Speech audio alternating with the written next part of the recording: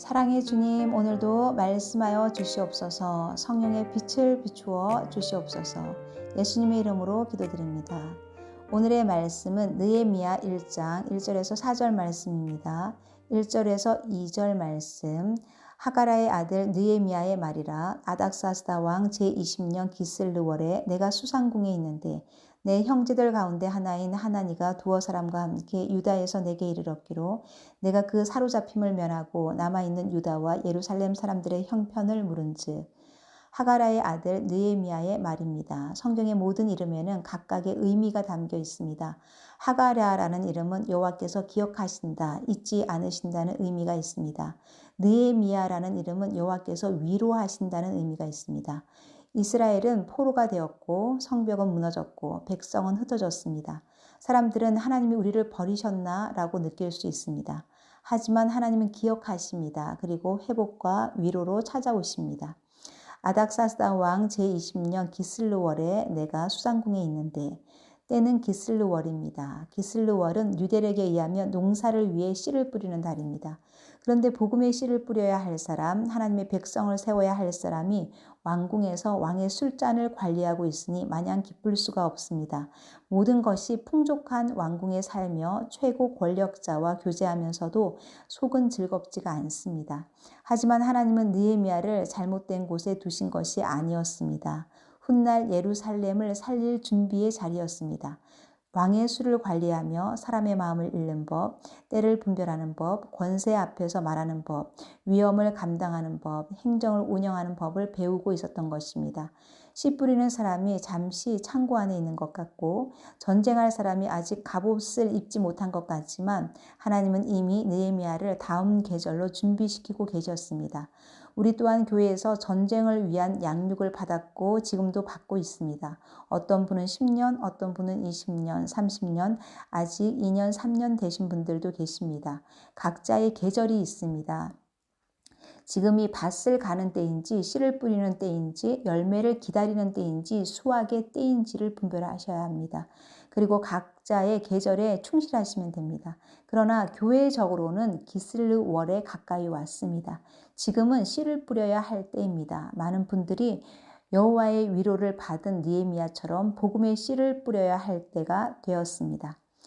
2절 말씀에 내 형제들 가운데 하나인 하나니가 두어 사람과 함께 유다에서 내게 이르렀기에 내가 그 사로잡힘을 면하고 남아있는 유다와 예루살렘 사람들의 형편을 물었다고 합니다.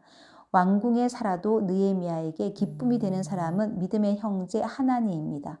하나니라는 이름은 하나님은 은혜로우시다라는 뜻입니다. 믿음의 형제는 같은 비전, 같은 목적, 같은 마음을 가진 자들입니다. 그래서 만나면 반가운 것입니다. 같은 하늘의 언어를 쓰기에 서로에게 기쁨이 됩니다. 느헤미야는 하나니에게 유다와 예루살렘 사람들의 형편을 묻습니다. 그는 나 혼자 편하게 살면 그만이지가 아니라 동족의 형편에 관심이 있습니다. 형제를 돌보는 마음이 귀한 마음입니다. 신앙이 자기 축복에만 머물면 내 가정, 내 형편, 내 평안, 내 자녀만 보게 됩니다. 그러나 하나님의 마음에 들어가면 회복이 필요한 영혼이 누구인지, 소외된 영혼과 방치된 영혼은 없는가, 상처 입은 공동체가 보이기 시작합니다. 느헤미야 1장 3절에서 4절 말씀. 그들이 내게 이르되 사로잡힘을 면하고 남아있는 자들이 그 지방 거기에서 큰 환난을 당하고 능욕을 받으며 예루살렘 성은 허물어지고 성문들은 불탔다 하는지라. 내가 이 말을 듣고 앉아서 울고 수일 동안 슬퍼하며 하늘의 하나님 앞에 금식하며 기도하여. 사로잡힘을 면하고 남아있는 자들은 바벨론에 끌려가지 않고 유다 땅에 남아있던 사람들과 1차, 2차 포로 귀환 때 예루살렘으로 돌아온 사람들입니다. 그들은 포로 생활 70년이 끝났으니 이제 회복과 행복이 시작될 것이라고 기대했을 수 있습니다. 그러나 현실은 달랐습니다. 예루살렘 성은 무너져 있었고 성문은 불타 있었으며 오랜 세월 버려진 땅은 황폐해져 있었습니다. 우리의 신앙도 이와 같습니다. 예수 믿고 포로 생활 같은 그 사망의 자리, 죄의 자리에서 나와서 구원을 받았지만 가정의 문제, 관계의 상처, 무너진 삶의 터전은 온전히 회복되지 않았습니다.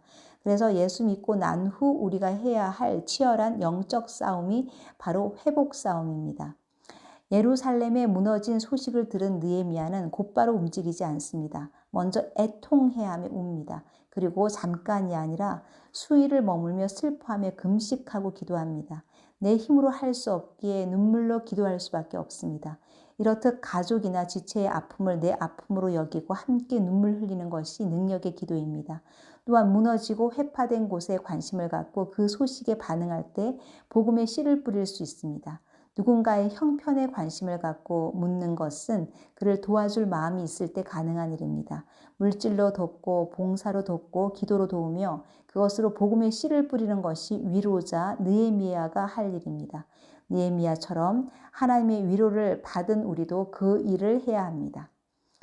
적용하시겠습니다. 내가 복음의 씨를 뿌려야 할 곳은 어디입니까? 지체의 형편에 관심을 갖고 소식을 물으며 기도하고 있습니까?